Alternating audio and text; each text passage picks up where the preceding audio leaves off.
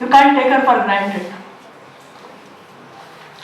So now we have listened about Anandibai Joshi and Rajeshwari Chatterjee Madam. Then I have also spoken about Mary Curie. And we have discussed about the Science Day, what are the objectives and what is the purpose of celebrating the Science Day.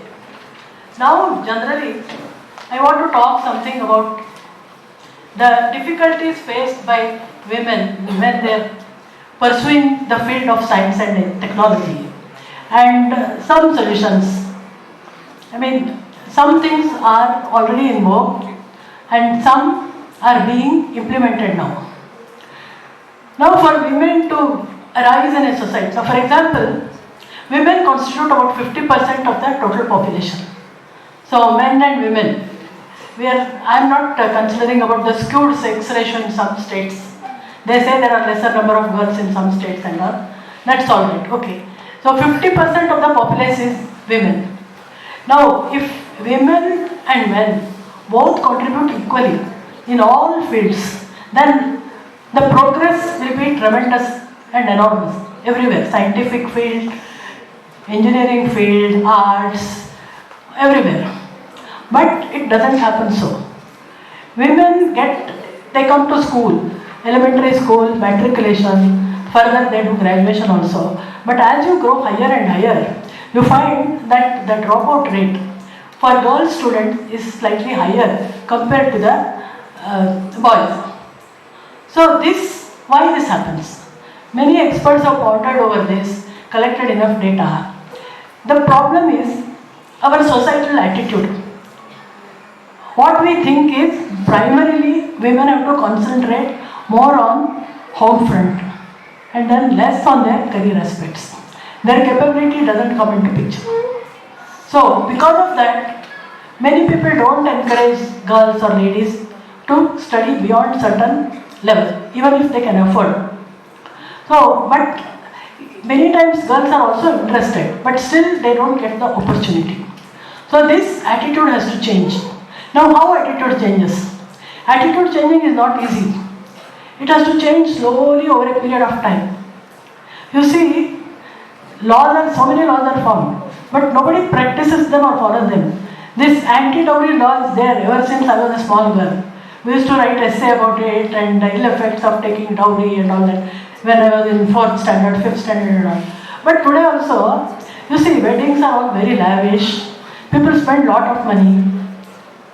Sometimes they give their only child and they want to make it a big occasion. So these are all the things. So it is not the law or somebody saying, government saying, oh go educate your daughter. Why you are keeping her at home? That is not the point.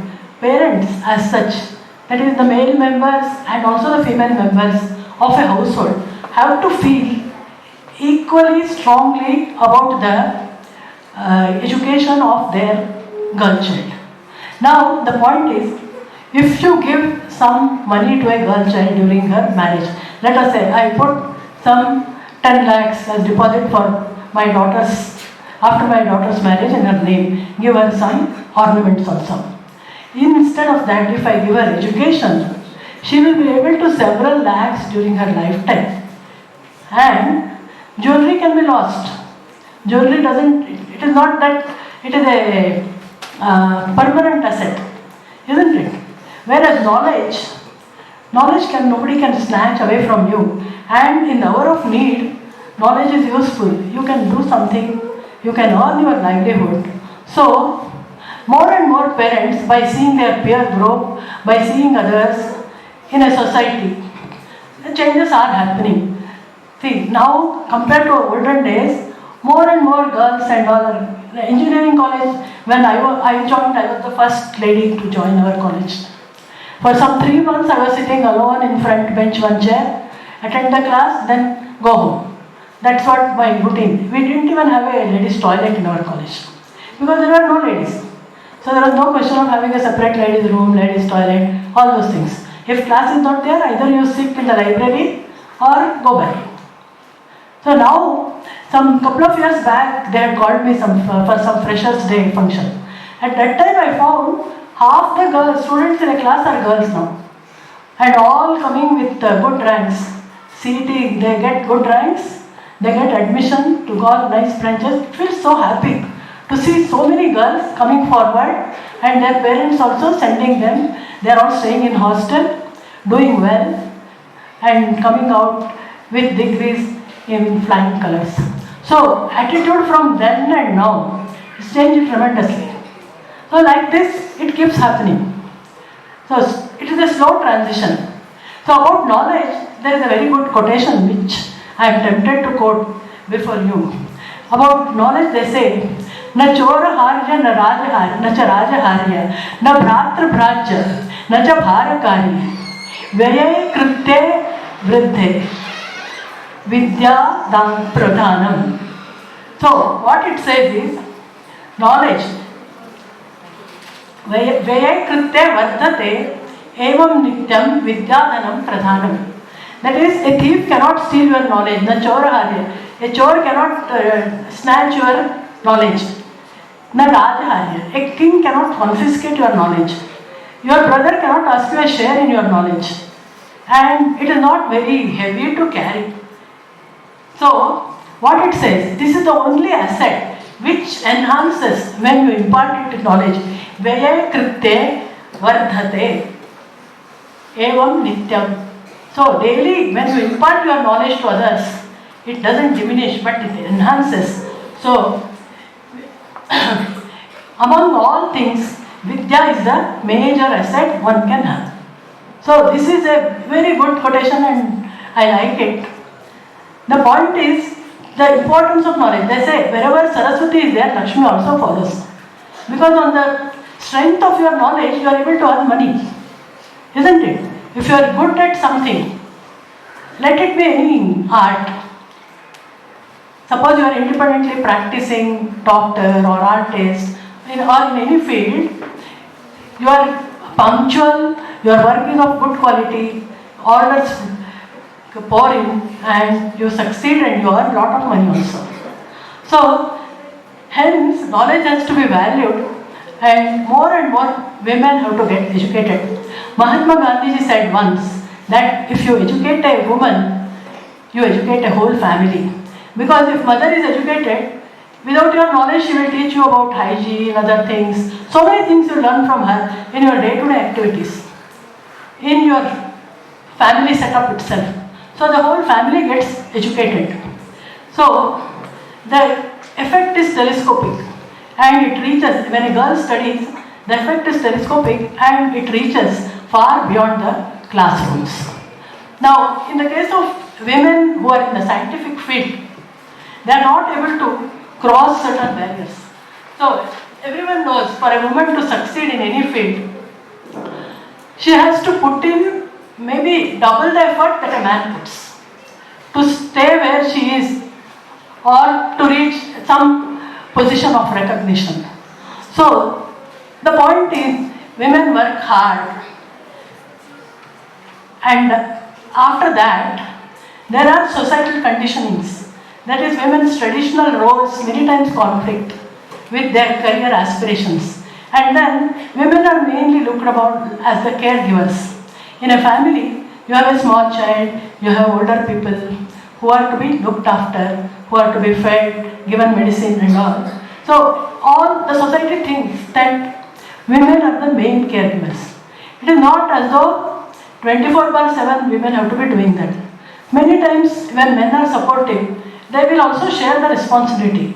If the woman has some assignments, she goes out somewhere on some job or some other hobbies and all she wants to pursue. Then another thing is marginalization. In the field of science and technology, many times women face constant bias by the situation and circumstances. So gender discrimination also happens at many places and many career levels, and this impacts their career review processes.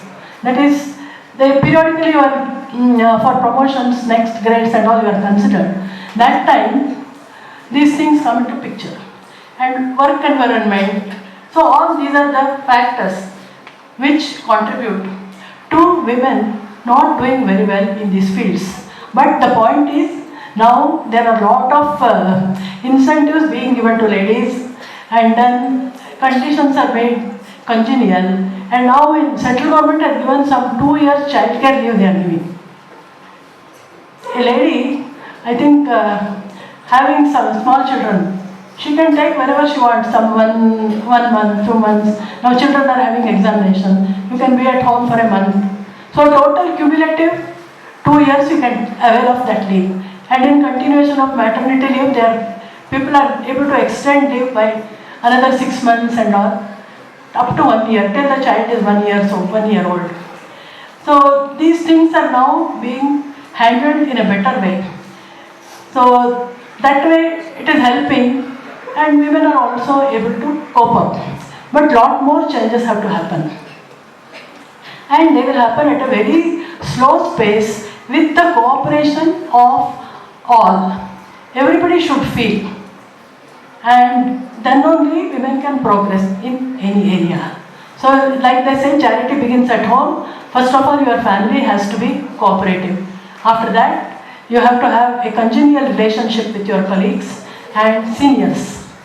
So with all that, and more than that, you must have a desire or quest for knowledge or to do well. So then things will be much better for ladies, not only in the field of science and technology, but in all other fields also. So these are I thought this is what I will say on the chosen topic. And then generally for you people also, what I would like to say is, your exams and all will be, I think, coming now shortly. So reduce your time on Facebook, WhatsApp and all. Concentrate on studies. And you should study from the beginning. Last minute preparations and all won't help. From the beginning, whatever lesson is done in the class, you should read it. Then if you have any doubts, you discuss with other students. They are not able to sort out, then go to the faculty members.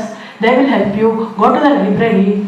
Or nowadays your Google Master is there. You can Google and see what you get. Because my time, library and our sir were the only two options.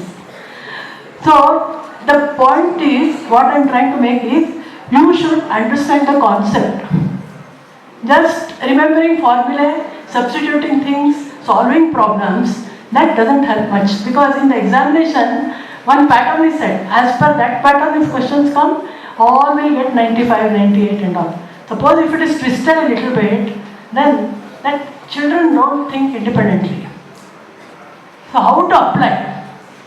So that will happen only when you understand the concepts underlying that particular chapter, whatever it may be. So you should concentrate more on that. So I wish to thank you all once again, Soundarya Institute, for having given me an opportunity to talk. I hope I have not bored you